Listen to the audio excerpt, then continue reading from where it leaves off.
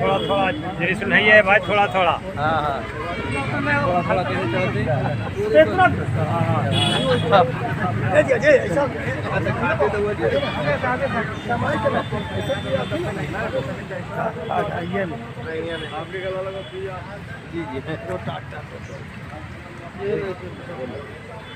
कैसे चलते जी जी जन्म तिथि है 125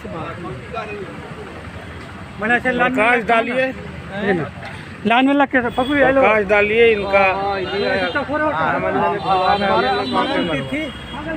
मरण तिथि का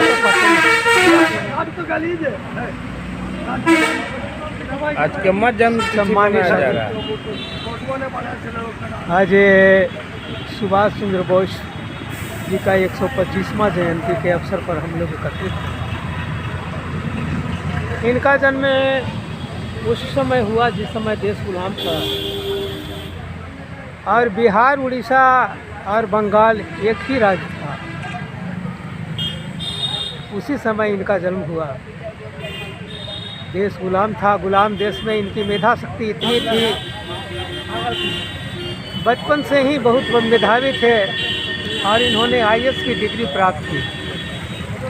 लेकिन देशभक्ति और राष्ट्रभक्ति सुभाष चंद्र बोस जी में इतना काफ़ी था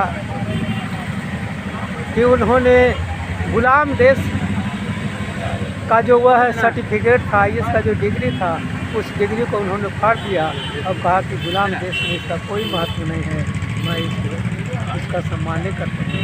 राष्ट्र जब देश आज़ाद होगा और देश आज़ाद होने के बाद जो डिग्रियाँ मिलेगी वही सही होगा। गुलाम देश में उसका महत्व नहीं होगा। और इसी करते करते सुभाष चंद्र बोस यहाँ नहीं, विदेशों में भी जर्मन और जापान जैसे देशों में जाकर इन्होंने सेना एकत्रित की और बेहोश से अंग्रेज़ों के खिलाफ जो देश को गुलाम बनाए हुए था, भारत माता की बेड़िया को काटने के लिए उन्होंने आज़ाद हिंद फौज का गठन किया और आज़ाद हिंद फौज के गठन करके अंग्रेज़ों से बहुत कड़ा मुकाबला किया। देश की आज़ादी में इन्होंने बहुत बड़ी भूमिका अदा की। बहुत लोग शहीद हुए, इनका सेना और इनकी कुर्बानी याद किया जाता है।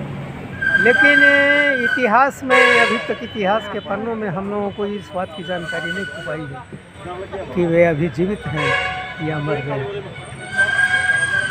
जिस समय हिरोशिमा की लड़ाई में जहाज़ों से जब बम बरसाया गया था, कहा जाता है जैसा जो हम लोग सुनते आए हैं कि उसी में वो शहीद हुए थे, लेकिन सच्चाई क्या है ये अभी तक मालूम नहीं। इतिहास के पन्नों में कभी कभी ऐसी बातें आ करती हैं, सरकार जब बदलती जा रही है और कई बार ऐसा अखबारों के पन्नों में और समाचार मीडिया के माध्यम से ऐसा ज्ञात हुआ कि सुभाष चंद्र बोस अभी जीवित हैं। और कई जगहों का भी जिक्र उस समय किया गया था कि कहीं कहा कि तपस्वी के वेश में है, कहीं किस वेश में है, कहीं किस वेश में है, लेकिन कोई अभी तक पता नहीं चल सका। सरकार भी बहुत प्रयास किया, लेकिन सरकार को भी सफलता हाथ मिल गई और हम लोगों को उनको मरने के बारे में कोई विशेष चर्चा, जानकारी, असली जानकारी किस समय किस तिथि कहाँ क्या हुआ, इसकी जानकारी हम लोगों को नहीं हो पाई है, जैसा कि इतिहास बताता है। साथियों, हम लोगों को आज ज़रूरत है, अगर सुभाष चंद्र बोस होते तो देश का कुछ नक्शा और होता और उनके जैसा सपूत देश में पैदा हो, यही हम लोगों की कामना है।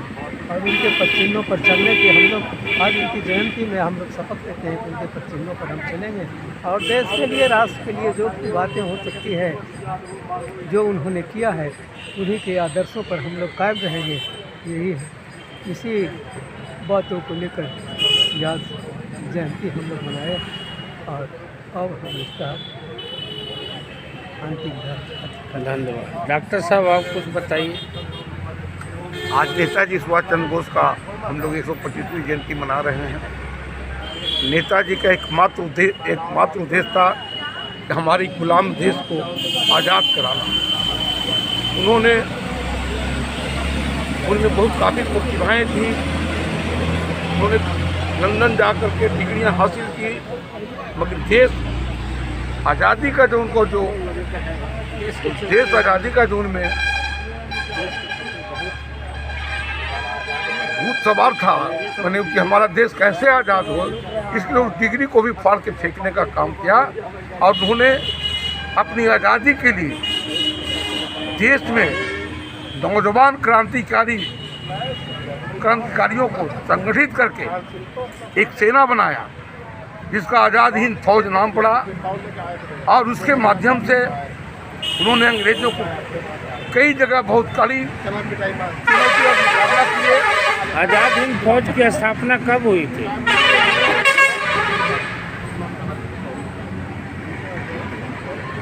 वह तो हमको अभी पूरा पूर्णतः स्मरण नहीं हो रहा है, मगर आज़ाद हिंद फौज का उन्होंने स्थापना, हम समझते जो उन्होंने ICS का डिग्री लेकर आए थे, उसके बाद ही उन्होंने उसकी स्थापना की है। और उसमें उनका नारा था कि तुम मुझे खून दो, मैं तुम्हें आज़ादी दूंगा।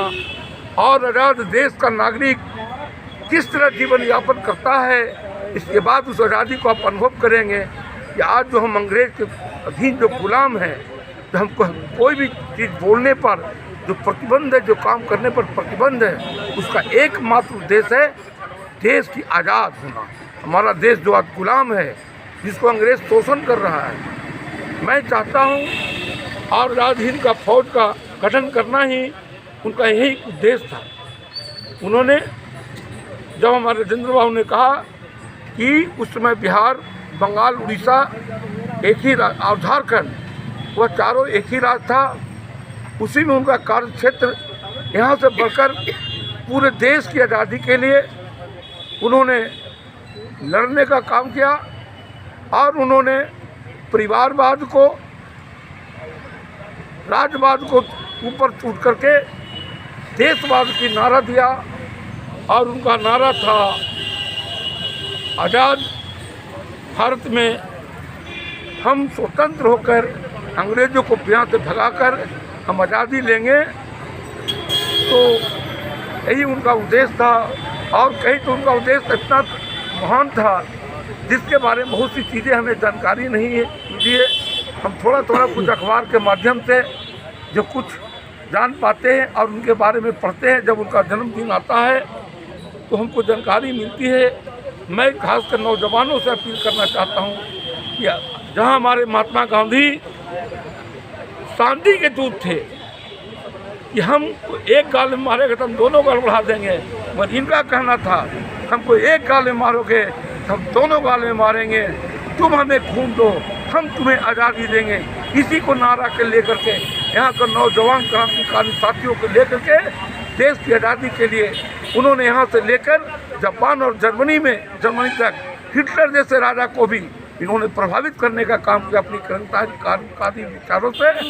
आगे हमको प्रेरणा लेनी चाहिए कि ऐसे महान विभूति अगर हमारे देश में पैदा नहीं होते तो आज हम शायद आज़ादी का सांस जो ले रहे हैं वो आज़ादी का सांस हम नहीं ले पाते।